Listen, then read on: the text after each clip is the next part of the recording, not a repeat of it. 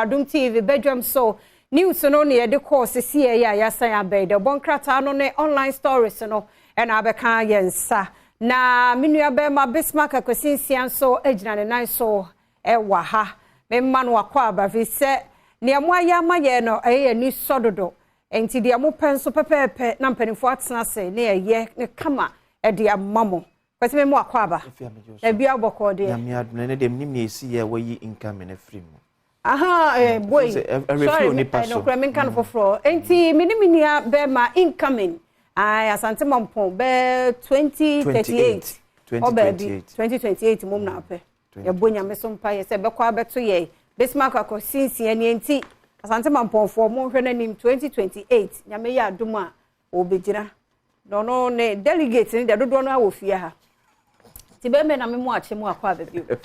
Ebi aboko say delegate ba ko wo leave. Kabos wo ka say grassroots. Say grassroots no matter ade na se. Na me say grassroots ndi o mu ofia ha ya. O matter ade na se. O mu ofia ha. A o nya mampofo. Oh say dem enye mamponi na wo ye. Ba bia auto aba na hia. Ba bia auto aba no. Ti say nipa betimi ayi ni bia. Ba say ye wi o. Ti so bi be yi ni okay o say 2028 yo tiene obese da ba si nipa kogu mampo no ma to am 2028 enti ya no na akwasi no beba so se wonim programs no oh yes ya mi adom ye de color party na kowie yes na de we akwasi omo baye na bra dwene ne tia so omo ye ma ne ye fedodo na mo da roma se wonim se adepam enso wo ho ye color party nyina na 16 countries 16 regions, 16 countries.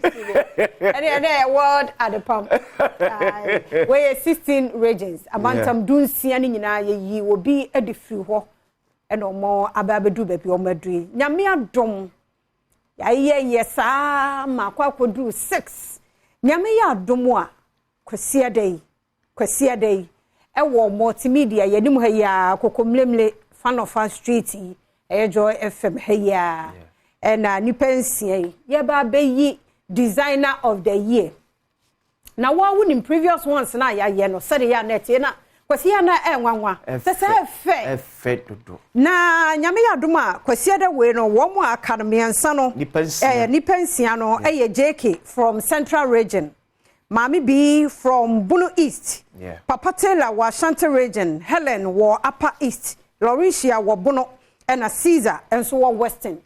Enipa ensien emu Caesars enipa ensien why na enya eye vote any judges so de kakra wo de be supporting ti mesraw designs ne de wo mu nyina bia ye krado na wo vote no so count na ja judges so de no aba be ka ho ti kwase de se wo mre na wo potamu ha enkra ba bia obetumi aba be join ye de wutumi ba ye besa de amamo live on so umpe we na apede ti vote ni hia mo ni su na o region na de o pe no obetimi wa anya ne saa ye mpe kasa bia wachire mo me enko no sa de tie pepepe ni pensi mo nyina ya de na abedu 16 ti bo ho modern kwase ye wi na nwie ene 20th o tsena nyame ya adoma soma auditioning hyase wa Asante Vine hotel no credit say Vineyard me bampacho me ano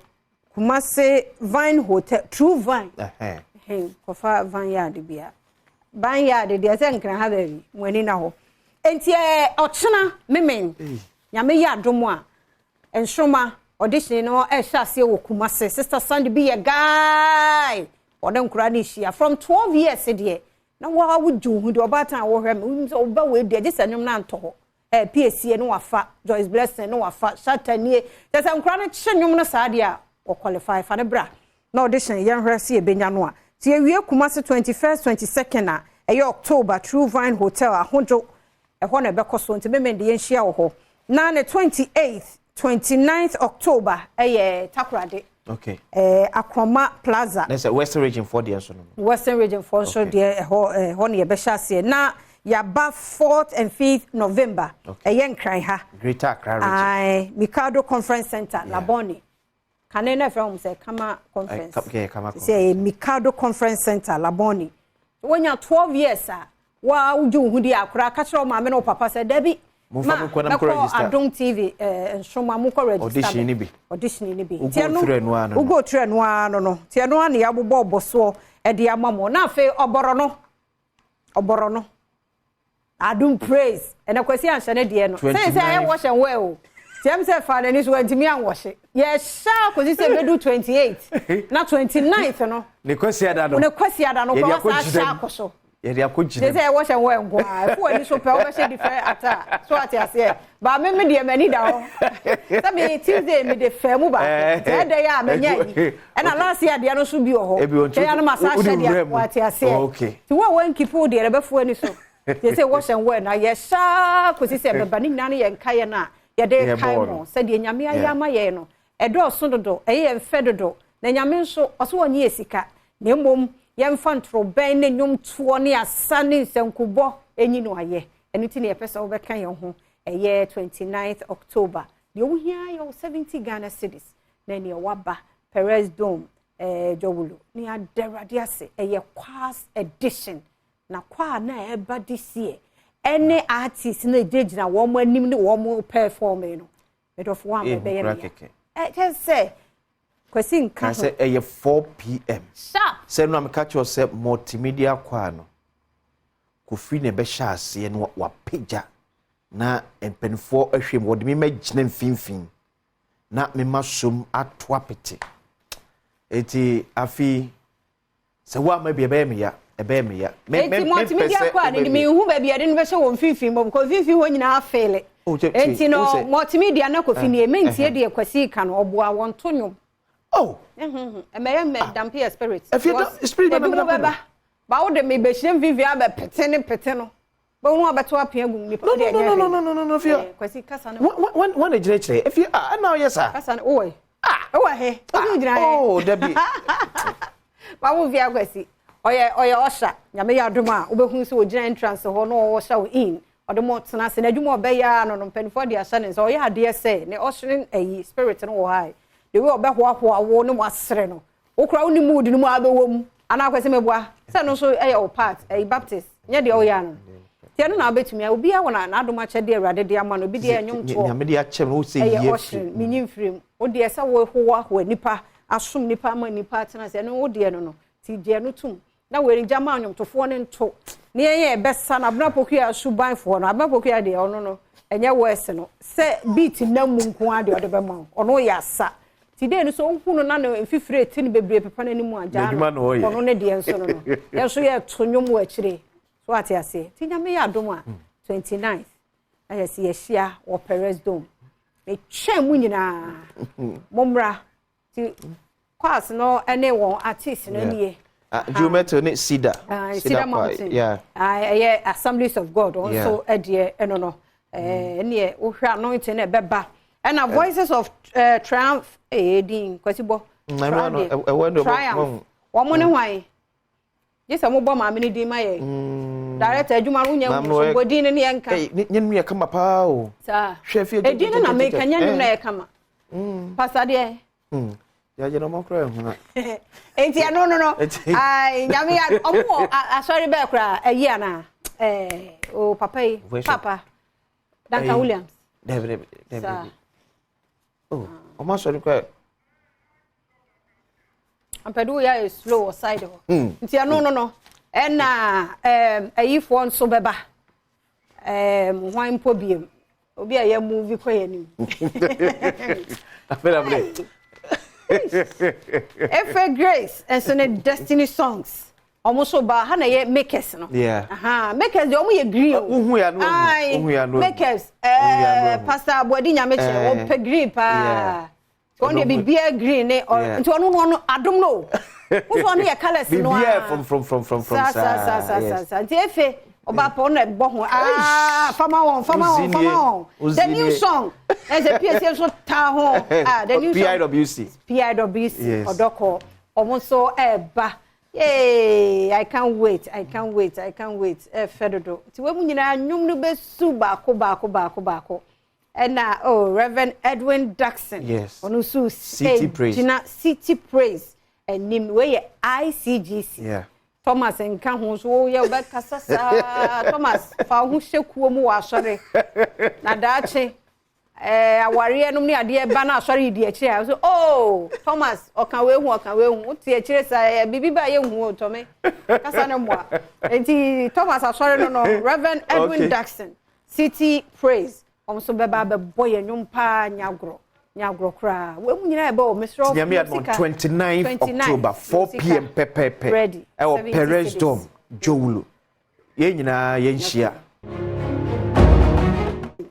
I say Daniel na base for no su jeje I say Daniel na tena for na namu na so me dey no abawura mu pacho kwasi ye ni agro fie makwa na me nyum to fie me di agro nya me de nyum to ache asante mampofo eye natural eye natural nya me di ache ye nkasa bebre se si ana director e ka chem se wono man hene ne be opin you know cutting razors nti o man ni akwasi be razor amaye ne ya hwe nyum no sante mampo ye de ache wo mayo se ayi etimeto ye ndi amunyina kan wanu tum na ezie mu kura obi anim se ezie tonyum kwakwa pare manyom so arebe ho na mpe ebe si ezie foro mu yade na mete opare nche ho no confuse me ti se wen mu se wonni ayi iye ya de tonyum ho be peke no enti kwasi enada wo ho se kwasi ampofo je tonyum ne amamfo enti no wo yade da bi ezie kura no ye wayi wo ti nkasa bebre enti mre na so boani mu na sports mbra dear daily graphic in here ama ve mako form sa no so so ma wo scenario na ma wate ase o say be teacher an kama ya mining gets green light Atlantic Lithium received first lease maximizing agri benefits president charges youth to form cooperative Ato forcing trial I gave approval payment in error sector so na can see daily graphic and daily guide so any dam spillage all stakeholders engaged in simulation exercise VRA NYA boss held over youth resource centers 2.37 million euro ambulance case I gave Ato forcing go ahead sector NPP not tribalistic Baumia KT Hammond floors Jachi Kwezin over contempt daily guide The Chronicle also a government signs enhanced deal to mine lithium in central region. Comes to the picture of Minister for Lands and Natural Resources Samuel Abu Jinapo. Dialysis challenges being addressed. Kojo upon Kroma and so they can say ambulance trial. Tepe Mount defense for Ato forcing.